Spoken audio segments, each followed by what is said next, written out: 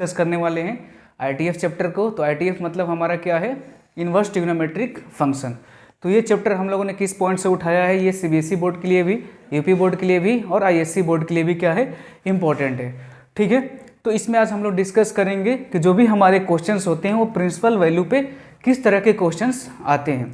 तो थोड़ा बहुत इस क्वेश्चंस को करने से पहले हम लोग डिस्कस करेंगे कि ये सॉल्व आखिर करेंगे कैसे, मतलब इसके मेथड्स के बारे में जानेंगे और थोड़ा सा इस चैप्टर को हम लोग रिवीजन भी करेंगे। तो आइए देखते हैं।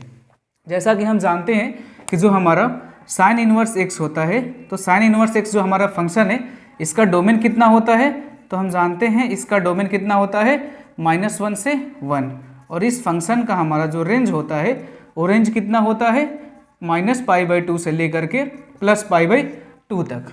ठीक है, तो सिमिलरली ऐसे ही हम यदि निकालें कि इसका कॉस इनवर्स एक्स का, तो कॉस इनवर्स एक्स का जो हमारा डोमेन होता है वो भी -1 से 1 होता है, बट जो हमारा रेंज होता है, जब हम क्या निकालेंगे, रेंज निकालेंगे, तो रेंज हमारा आता है 0 से लेकर के पाई तक। ठीक है, तो यदि आपसे पूछा गया साइन इनवर्स एक्स, तो साइन इनवर्स एक्स का जो डोमेन होगा आपका वो क्या होगा, -1 से 1 होगा, जो रेंज होगा वो क्या होगा -π/2 से लेकर के +π/2 तक होगा। उसी तरह यदि कॉस इनवर्स एक्स की तरह देखें तो -1 से 1 इसका डोमेन होता है, रेंज कितना होता है 0 से लेकर के पाई तक होता है। ठीक है, तो इसके अलावा आप लोग ये याद रखिएगा, जब क्वेश्चन करेंगे तो हमारा काम आएगा।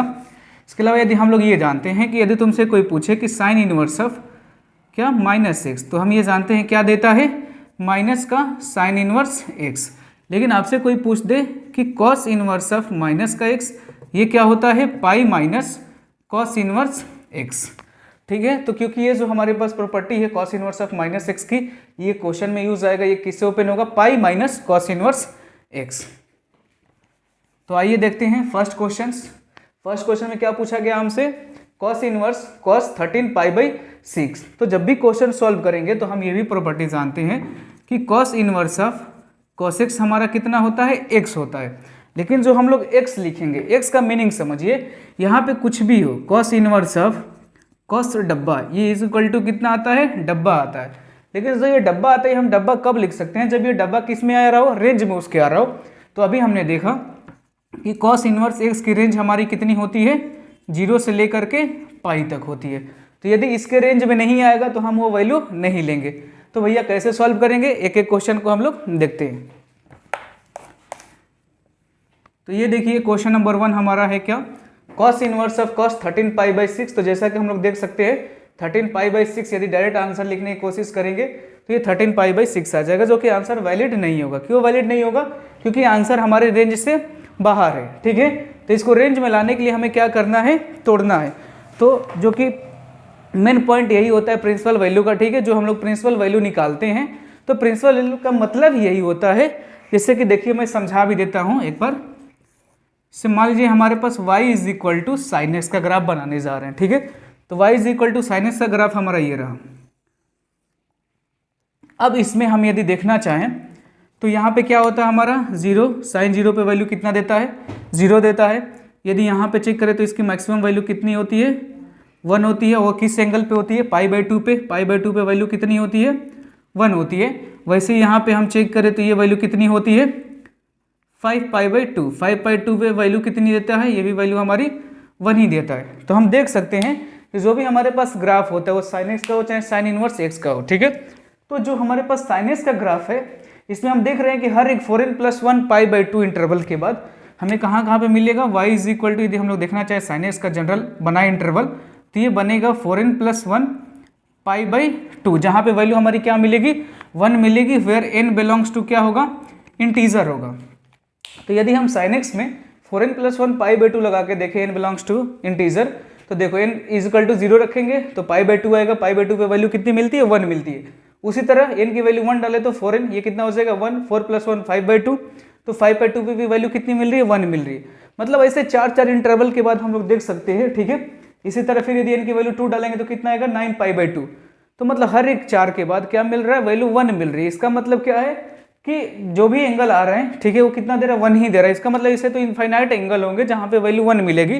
लेकिन जो प्रिंसिपल वैल्यू निकालना है, इस प्रिंसिपल वैल्यू का मतलब क्या होता है कि आप प्रिंसिपल वैल्यू को जो बताते हो वो आपको बताना होता है कि किस मिनिमम एंगल पे, किस मिनिमम एंगल पे वो वैल्यू मिल रही है, वही हमारी क्या होती है, प्रिंसिपल वैल्यू होती है। जैसे यहाँ पे आप देख सकते हैं π/2 पे भी 1 मिल रहा है, 5π/2 पे भी 1 मिल रहा है, लेकिन हम प्रिंसिपल वैल्यू में किसको काउंट करेंगे, π/2 को काउंट करेंगे। तो उसी तरह इस क्वेश्चन को तोड़ के हमें क्या करना है, इसकी वैल्यू को छोटा करना है। आइए छोटा करते हैं इसको।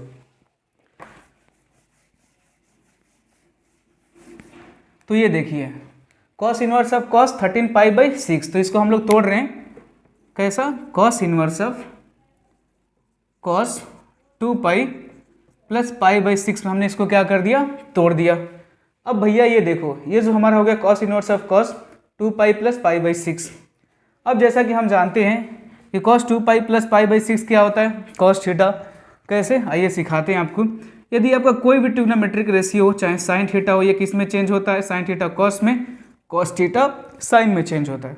उसी तरह आपका जो टाइन थीटा है वो किस में चेंज हो सकता है, कॉट थीटा में चेंज हो जाएगा, और कॉट थीटा आपका टाइन थीटा में चेंज होगा। उसी तरह आपका जो सेक थीटा है वो किस में चेंज होता है, कोसेक थीटा में, और कोसेक थीटा आपका सेक थीटा में चेंज होता है। ठीक है, लेकिन अब प्रॉब्लम ये है कि ये कब चेंज होगा और कब चेंज नहीं होगा। मतलब साइन थीटा कब साइन में ही रह जाएगा और कब साइन थीटा कॉस थीटा में बदल जाएगा, प्लस आएगा कि माइनस आएगा, वो बस 2 मिनट में आपको मैं बता देता हूँ, देख लीजिए। यदि साइन थीटा है, ठीक है, यदि मान लीजिए कोई भी इसमें से आपका ट्रिग्नोमेट्रिक रेशियोज है, हमने ले लिया मान लो साइन थीटा, ये जनरल, ठीक है, ले लिया इसको। यदि यहाँ पे 90 का मल्टीपल इवन नंबर आ जाए, इवन और प्लस माइनस थीटा, यदि यहाँ पे क्या आ जाए, साइन आ जाए यहाँ पे आपका, सॉरी साइन, और ये क्या आ जाए 90 इंटू इवन मल्टीपल आ जाए प्लस माइनस थीटा, तो ये 100% है आपका कि किस में होगा, यदि इवन मल्टीपल है 90 के तो रेशियो क्या होगी, साइन थीटा ही होगी। ठीक है, रेशियो किस में होगी, साइन में ओपन होगी और आपका थीटा आ जाएगा, चाहे यहाँ पे प्लस हो चाहे माइनस हो। क्लियर है। अब बात आती है कि भैया इसमें प्लस आएगा कि माइनस आएगा, तो उसके लिए आप कहाँ से निकालोगे, क्वाड्रेंट से निकालोगे। आप जानते हो कि फर्स्ट क्वाड्रेंट में क्या होता है, ऑल पॉजिटिव, इसमें साइन पॉजिटिव और कोसेक पॉजिटिव, थर्ड क्वाड्रेंट में टैन पॉजिटिव कॉट पॉजिटिव, और फोर्थ क्वाड्रेंट में आपका क्या होता है, कॉस पॉजिटिव और सेक पॉजिटिव। क्लियर है, तो उसके अनुसार से हम एंगल निकाल लेंगे। ठीक है, तो अभी ये यूज भी आएगा, आप देख सकते हैं। ठीक है, अब बात आती है कि रेशियो कब बदल जाएगा। जैसे अभी तो साइन का साइन में ही रह गया, तो देखिए रेशियो कब बदलता है। यदि यही क्वेश्चन साइन वाला ही यदि आपका 90 इंटू ऑड मल्टीपल आ जाए, यदि 90 के क्या आ जाए, ऑड मल्टीपल आ जाए प्लस माइनस थीटा, तो ये साइन थीटा से कहाँ बदल जाएगा, अब कॉस थीटा में बदल जाएगा। ठीक है, तो अब हमारे क्वेश्चंस आसानी से बन जाएंगे। देखिए, तो ये हमारा रहा cos inverse of cos 2π plus π/6 पे हमने तोड़ रखा है। अब ये जो π/6 है उस रेंज के अंदर आ गया है, 0 से π के बीच में। तो अब इसको हम लोग लिख सकते हैं क्या, कॉस इनवर्स ऑफ क्या लिख सकते हैं, कॉस इनवर्स ऑफ कॉस। अब देखिए जो 2π है वो क्या है, 2π का मतलब क्या है, पाई मतलब 180 डिग्री, तो कितना हो जाएगा 182 यानी कि 360।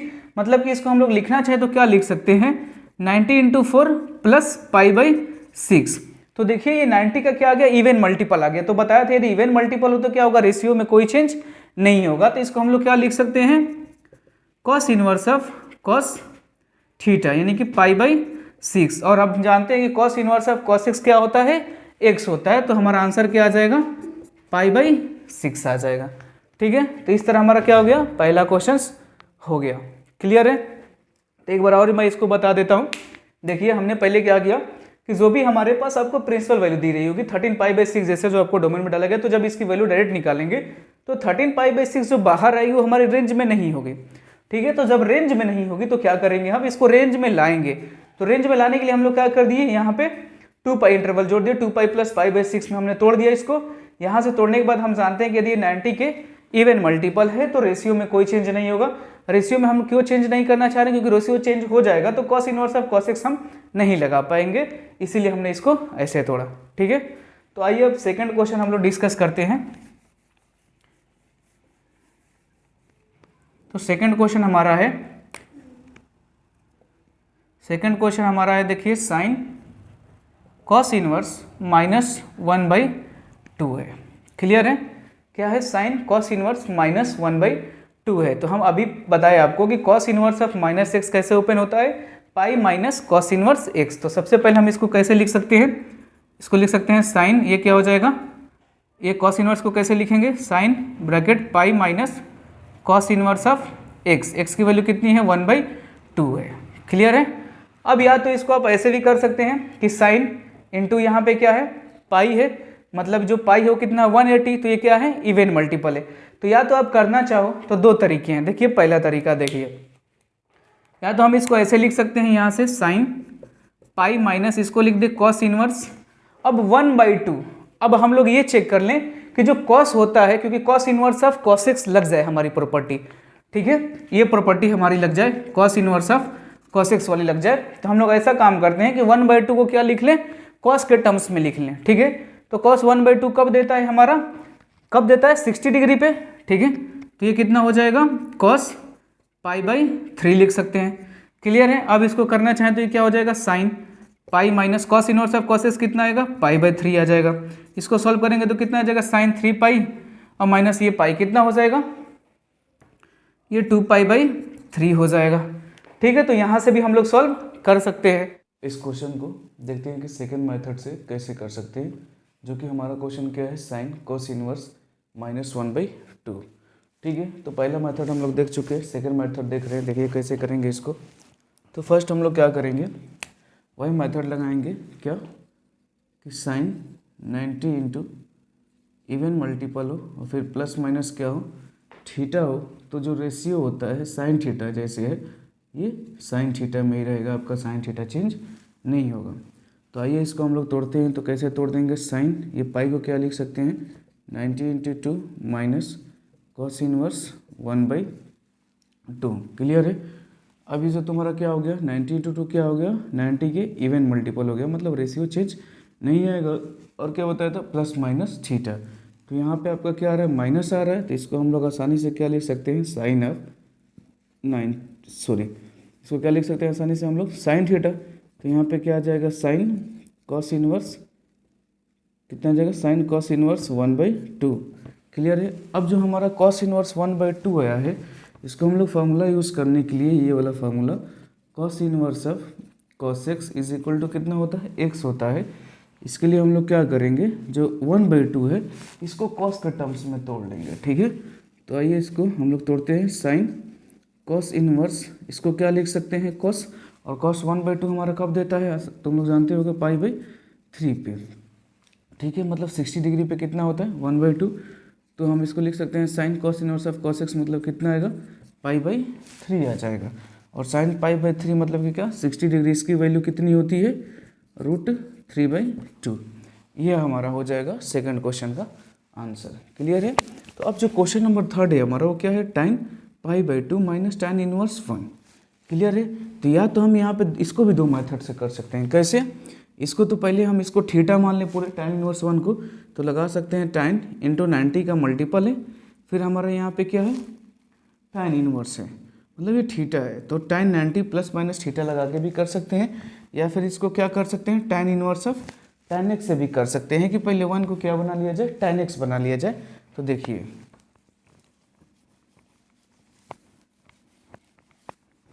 जो हमारा क्वेश्चन नंबर थर्ड है वो क्या है tan π/2 माइनस tan इनवर्स 1।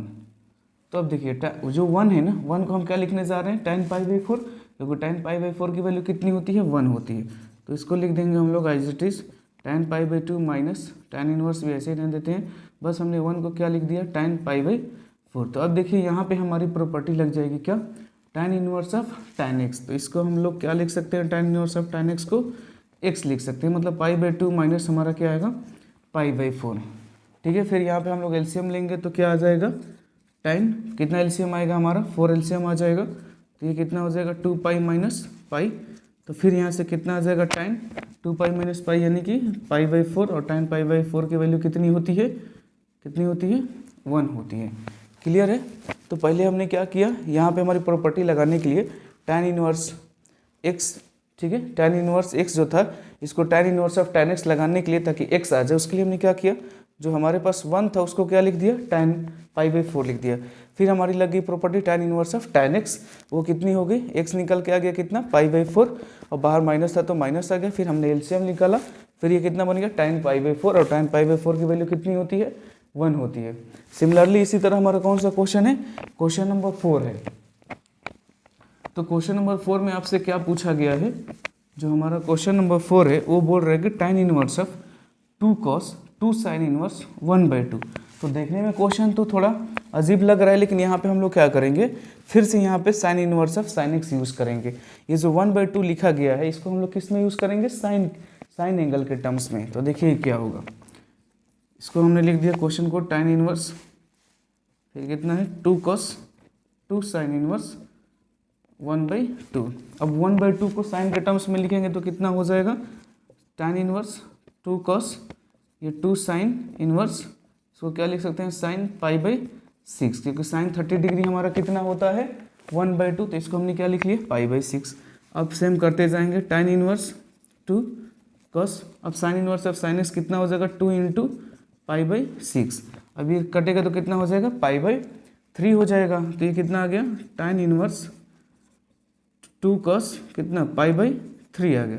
अब π/3 की हमारी वैल्यू कितनी होती है, cos π/3 के कितना एंगल बनेगा 60 डिग्री। तो 60 डिग्री पे cos कितना देता है 1/2, तो ये बना tan इनवर्स 2 × 1/2, फिर ये 2 कटेगा, फिर कितना बचा tan इनवर्स ऑफ 1।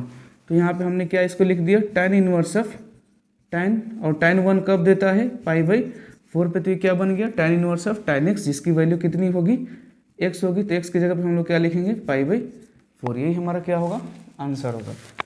ठीक, तो उसी तरह क्वेश्चन आप लोग 5 करिएगा, क्या है tan inverse of 1 plus cos inverse of -1। ठीक है, तो tan इनवर्स ऑफ यहाँ पे tan x लगा लीजिएगा, क्लियर है। यहाँ पे 1 को क्या लिख लीजिएगा π/4, तो ये डायरेक्ट क्या दे देगा π/4, प्लस ये आपका क्या रहा cos इनवर्स ऑफ -1। तो हमने प्रॉपर्टी आपको बता दिया था स्टार्टिंग लेक्चर में भी कि जो cos इनवर्स यदि माइनस में आता है, ठीक है, cos इनवर्स -x आता है तो ये ओपन होता है पाई के साथ, pi minus cos inverse x। तो pi minus cos inverse x open इसको करिएगा, फिर इसको करेंगे ऑटोमेटिक ये